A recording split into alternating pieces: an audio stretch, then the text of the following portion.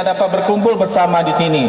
Selain berolahraga untuk menyehatkan diri, tentunya sekaligus sebagai wujud menyatukan tali persaudaraan di antara kita semua.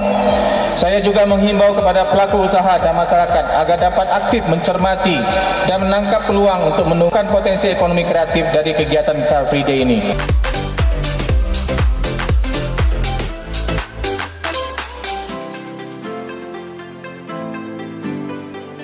5, 1, 4, 3.